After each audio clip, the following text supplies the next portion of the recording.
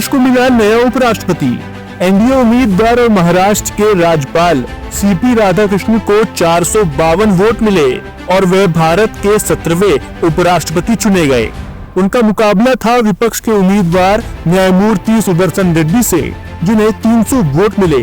लेकिन इस चुनाव में सिर्फ हार जीत की कहानी नहीं, बल्कि दिलचस्प किस्से और सियासी संकेत भी छुपे हैं। 769 सांसदों ने मतदान किया और रिकॉर्ड 98% वोटिंग दर्ज हुई।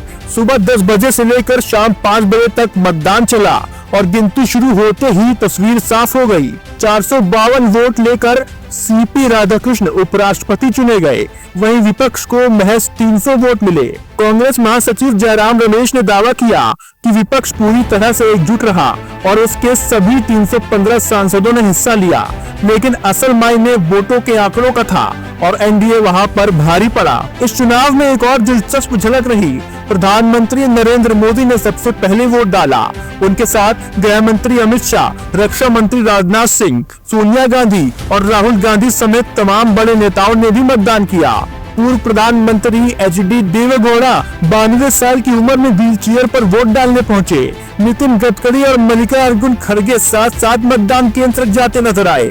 और तो और जेल में बंद सांसद इंजीनियर राशिद को भी विशेष अनुमति से वोट डालने की इजाजत मिली। यानी हर तरफ से ये चुनाव काफी हाईलाइट रहा। असल में ये चुनाव अचानक इसलिए हुआ क्योंकि मौजूदा उपराष्ट्रपति जगदीप धनखड़ ने स्वास्थ्य कारणों से इस्तीफा दे दिया था। उनका कार्यकाल अभी 2 साल बाकी था। ध्यान देने वाली बात ये भी रही कि इस बार दोनों उम्मीदवार राधाकृष्ण और रेड्डी दोनों ही दक्षिण भारत से थे। कौन है राधाकृष्णन? अब सबसे बड़ा सवाल, देश का नया उपराष्ट्रपति है कौन? सीपी राधाकृष्णन तमिलनाडु के गोंडर जाति से आते हैं और उनकी पृष्ठभूमि आरएसएस से जुड़ी हुई है। 1998 और 1999 में कोयम्बटूर से लोकसभा सांसद रहे। 2023 में उन्हें झारखंड का राज्यपाल बनाया गया और फिर 2024 में महाराष्ट्र भेज दिया गया। राज्यपाल रहते हुए उन्होंने विवादित मुद्दों पर सार्वजनिक बयान देने से हमेशा बचाव किया और यही उनकी सीधी हुई छवि है जिसने उन्हें उपराष्ट्रपति पद तक पहुंचाया। तो अब सवाल यह है कि देश के नए उपराष्ट्रपति राधाकृष्ण का कार्यकाल कैसा रहेगा?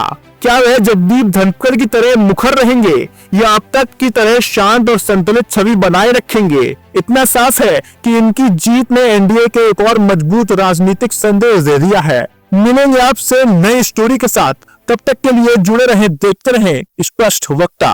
शर्मा क्यों ना? दीदी कितनी शाय है ना? वो तो है। दीदी अपने हर बॉयफ्रेंड से ऐसी ही शर्माती है। प्रिया गोल्ड CNC, मीठे में नमकीन का ट्विस्ट।